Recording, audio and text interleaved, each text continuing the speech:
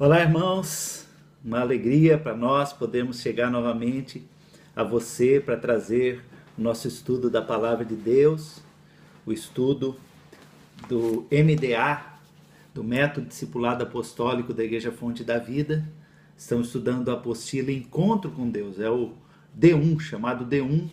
E hoje nós vamos então estudar a lição 6, que está na página 41, que trata dos bons frutos. Eu espero que você esteja sendo abençoado com esse estudo e incentivo você a continuar, viu?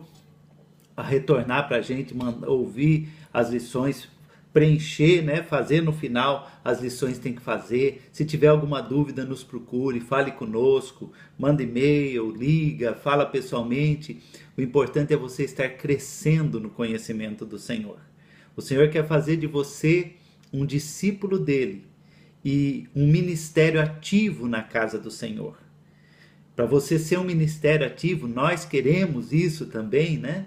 É muito importante que você conheça os princípios da palavra de Deus e a visão da igreja Fonte da Vida. Talvez até você, de repente, você já teve experiências em outras igrejas, já aprendeu muito, mas é tão importante você fazer esse curso para você aprender bem a visão da Fonte da Vida, que é a igreja onde você vai exercer o seu ministério em nome de Jesus. Vamos fazer uma oração então e pedir para o Senhor nos abençoar nesse estudo?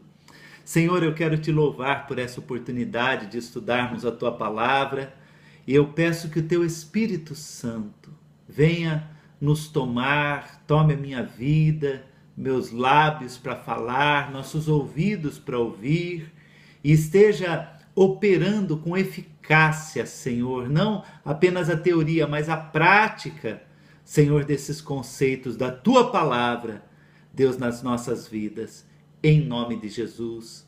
Amém. Amém. Então a nossa lição hoje, página 41 da apostila, é os bons frutos. Tem um versículo aí, Marcos 4:20, que fala: os que foram semeados em boa terra são aqueles que ouvem a palavra e a recebem, frutificando a 30, a 60 e a 100 por um. Deus quer fazer de você uma pessoa frutífera. E essa lição é justamente sobre uma parábola de Jesus, talvez a parábola mais conhecida de Jesus, que trata justamente da frutificação do cristão, que é a parábola do semeador. Aqui na página 42, está escrito: vamos basear nosso estudo na parábola contada por Jesus, chamada parábola do semeador. O termo parábola significa colocar coisas lado a lado. As parábolas são comparações feitas por Jesus com o objetivo de ensinar ou ilustrar verdades espirituais. O texto está em Marcos, capítulo 4, de 1 a 9. Você pode abrir aí, Marcos, capítulo 4, de 1 a 9, e o 14 e 20, Marcos 14 e 20 também. Aliás, eu creio que é do 14 ao 20, né? Onde está aí 2 pontos, devia estar aí um tracinho, né? Um hífen.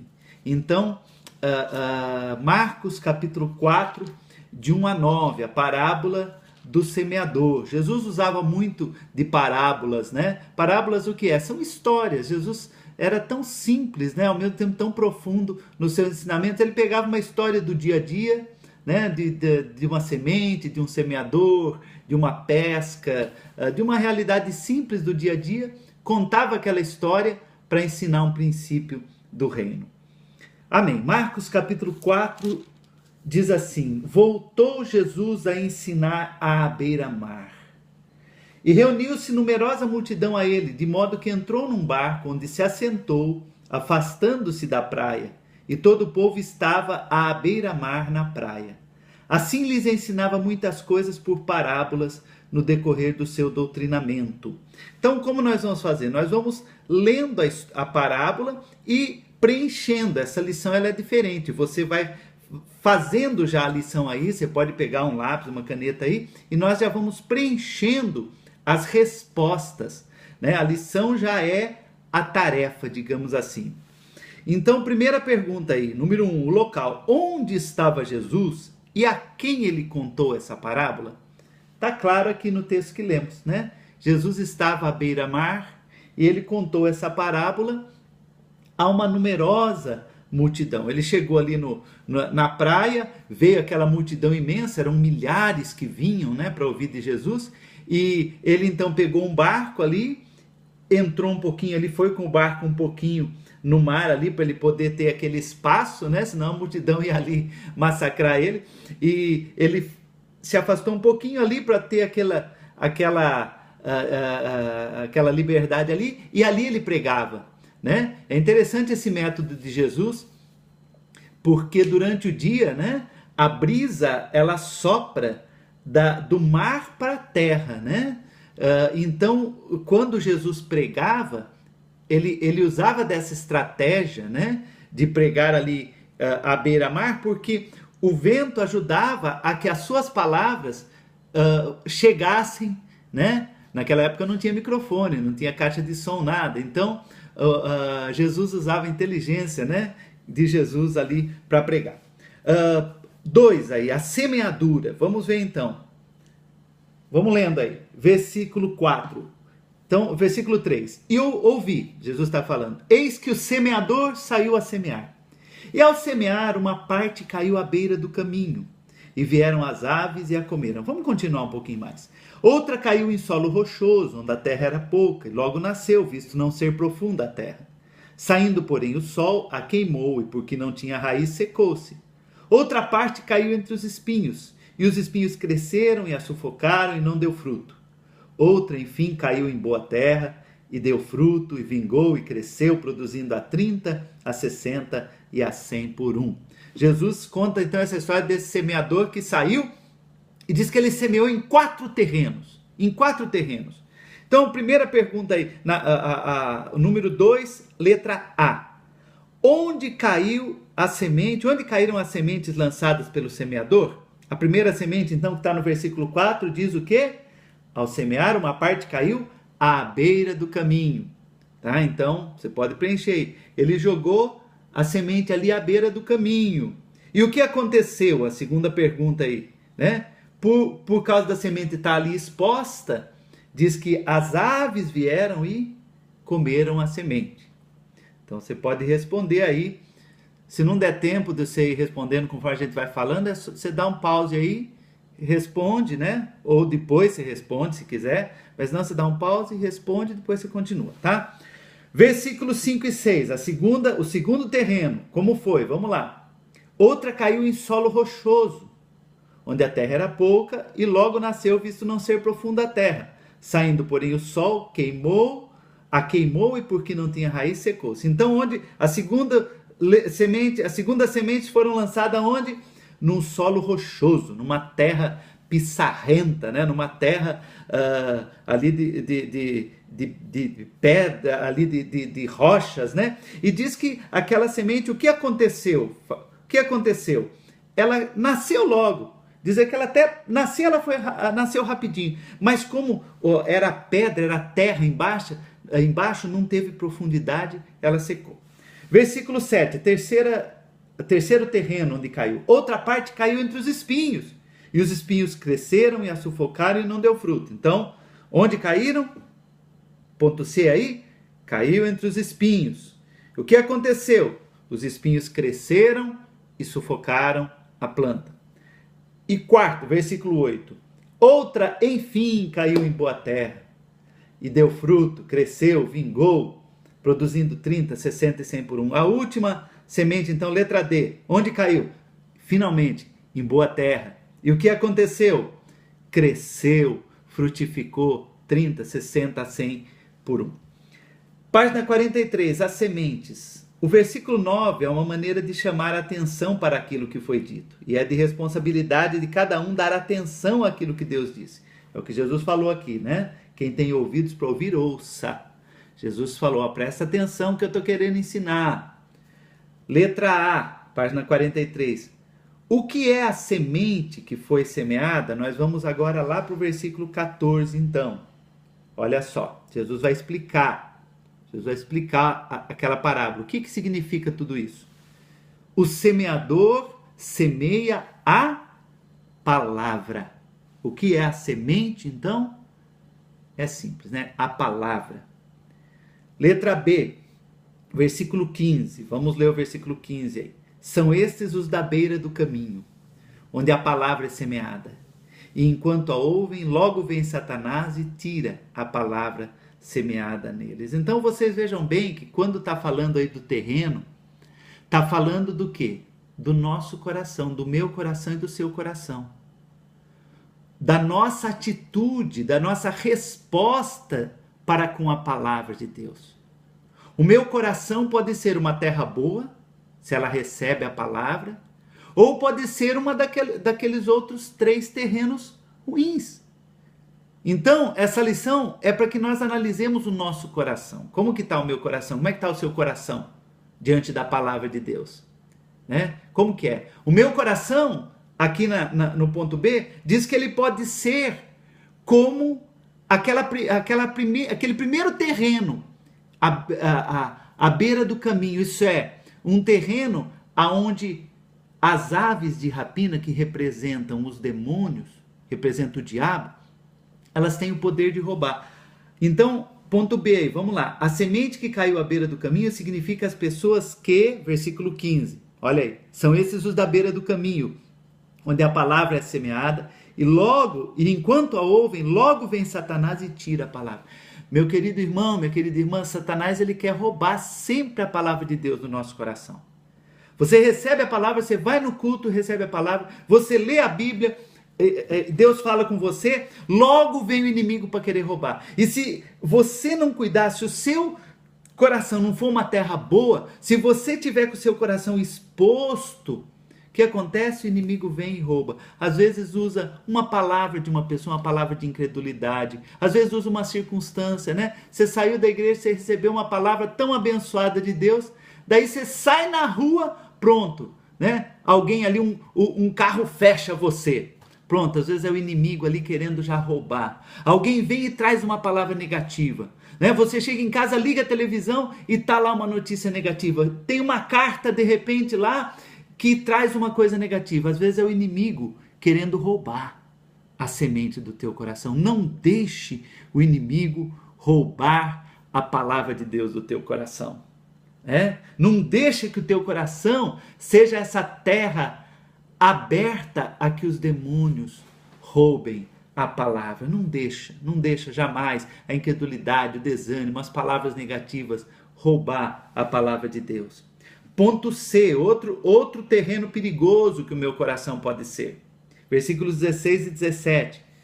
Semelhantemente, são estes os semeados em solo rochoso, os quais, ouvindo a palavra, logo a recebem com alegria. Mas eles não têm raiz em si mesmos, sendo antes de pouca duração. Em lhes chegando a angústia ou a perseguição por causa da palavra, logo se escandalizam. Gente, olha, a gente como pastor, como nós encontramos pessoas com esse tipo de terreno, né, no seu coração, com esse tipo de coração. Isso é, pessoas que tá lá recebendo a palavra, às vezes na igreja ali, amém, e tá ali animado, tá, né?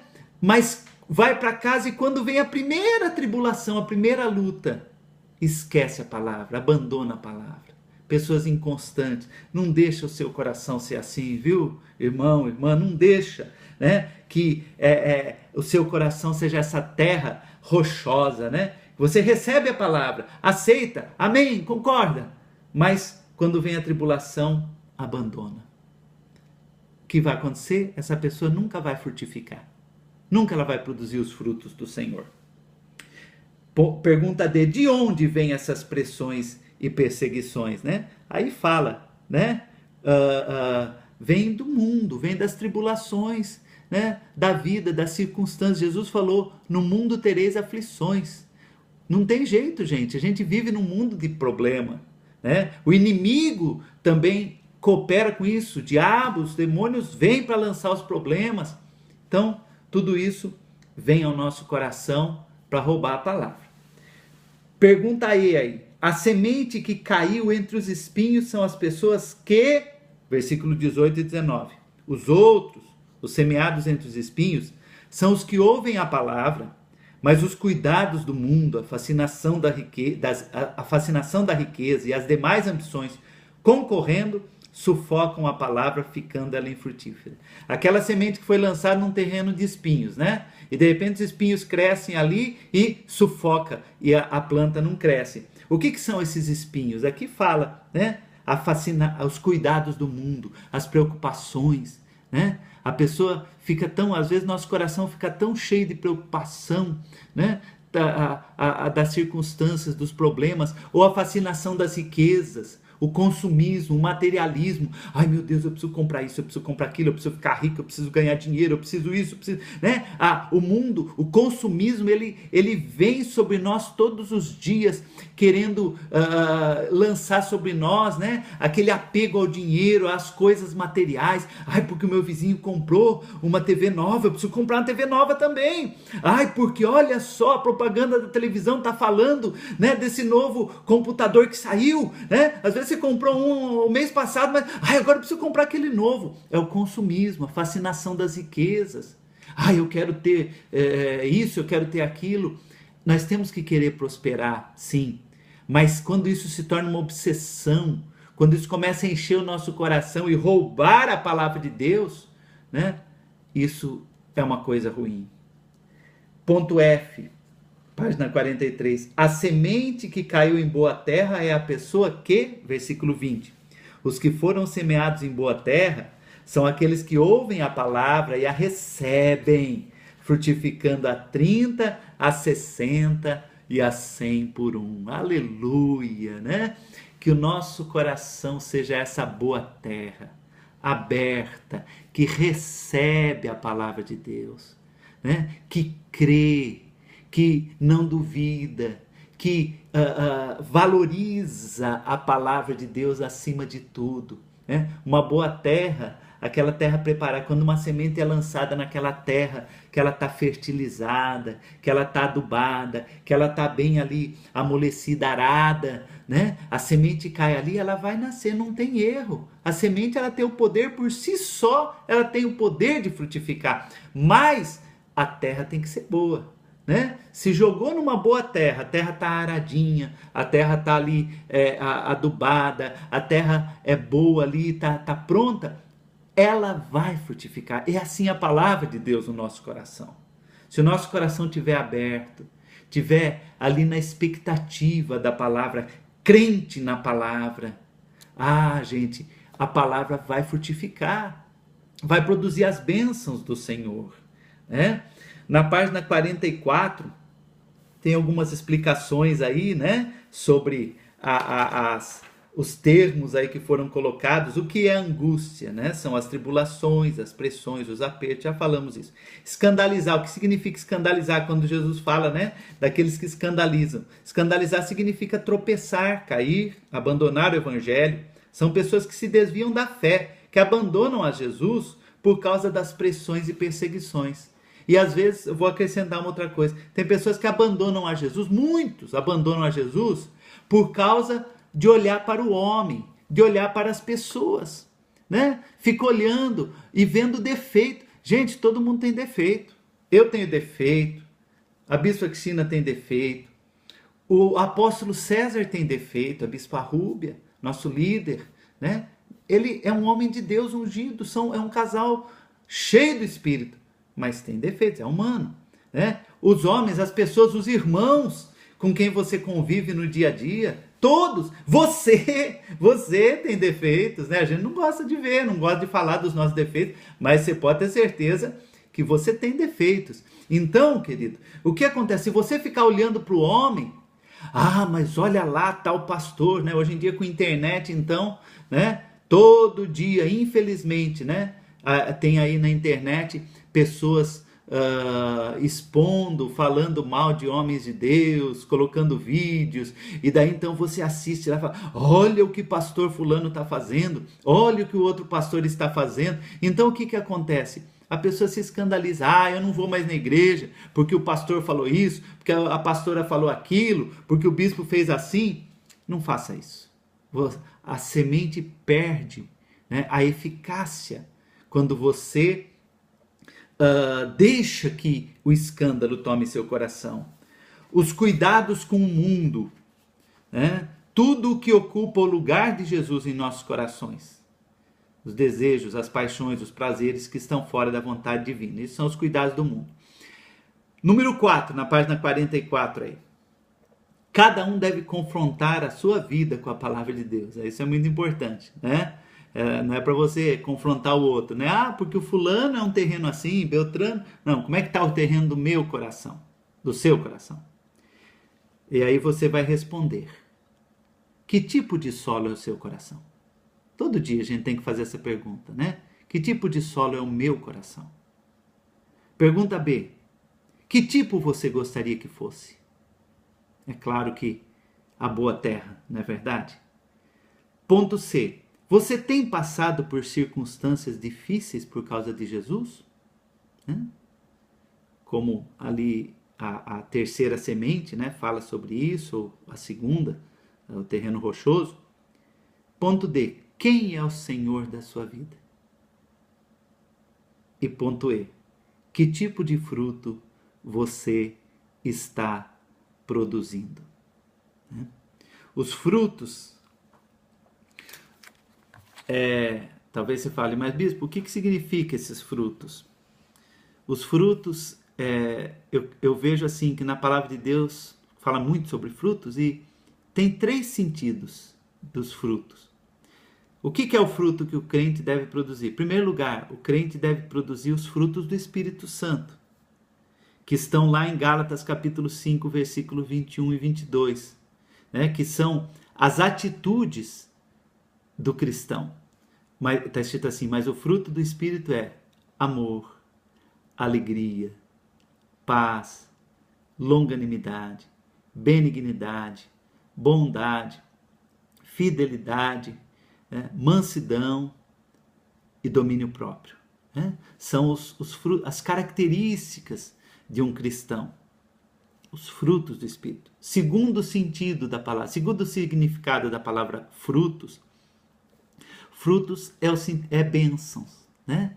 Deus quer que você viva uma vida de bênçãos, seja abençoado, que sua vida seja frutífera, ser alguém abençoado, né? Uma árvore frutífera é uma árvore abençoada, né? Alguém que prospera, alguém que tem fé, alguém que tem bênção, tem saúde, tem bênção financeira, são os frutos, né? Os resultados, né? Tem um ministério frutífero. E o terceiro significado, que é muito importante, o que é o fruto que o cristão deve produzir? É ganhar almas para Jesus. Uma laranjeira, ela produz laranja. O crente, ele deve produzir o quê? Crentes. Né? Então, ganhar vidas para Jesus. Você tem ganhado vidas para Jesus? Levado vidas aos pés de Jesus? O Senhor quer fazer de você alguém frutífero assim. Então, que essa parábola, você possa realmente analisar a tua vida à luz dessa parábola, desses ensinamentos de Jesus, e estar buscando sempre em Jesus de ser essa terra abençoada que recebe a palavra, e que a palavra de Deus possa sempre cair no seu coração e produzir frutos. Amém? Vamos orar. Senhor, em nome de Jesus, que essa palavra, Pai, possa se cumprir na vida de cada um dos meus irmãos. E cada um dos meus irmãos possa ser, e eu, Pai, também, que possamos ser, Pai, essa terra boa, que produz bom fruto, Senhor, para o reino do Senhor. Trabalhe em nosso coração. E se em algum aspecto, em algum momento, o nosso coração não é uma boa terra, que o Senhor possa, Pai, trabalhar em nós, tratar, nos arar, nos adubar, Pai, e fazer de nós terra boa, Pai, terra aberta e crente para a Tua palavra, em nome de Jesus. Amém? Que Deus abençoe, meu querido irmão, irmã, tá? E na próxima semana, então, vamos estar na próxima aula trazendo a você a palavra de Deus.